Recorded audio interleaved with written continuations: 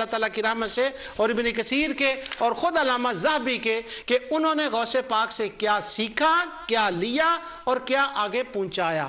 اور گنیا پر انشاءاللہ ان شاگردوں کے بعد آگے 2-3 وہ جو عبارتیں ہیں احناف کے بارے میں، اور ایک عبارت اور ہے اور علامہ شتنوفی کے بارے میں، وہ تفصیل سے میں بات کروں گا انشاءاللہ کہ شتنوفی کی کتاب قابل استدلال ہے کہ نہیں، کن لوگوں نے ان کی مخالفت کی ہے، کنہوں نے شتنوفی کی موافقت کی ہے، اور اس کتاب کی حقیقت کیا ہے۔ انشاءاللہ وہ اگلے پروگراموں میں ہوگا۔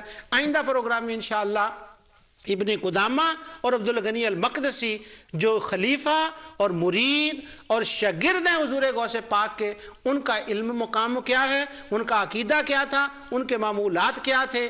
ایک جملے میں کہہ دوں، جو آج ہم کر رہے ہیں یہی شیخ عبدالقادر جیلانی کے معمولات تھے، یہی ابن قدامہ کے تھے، یہی عبدالغنی المقدسی کے تھے۔ وما علیہ الا البلاغ۔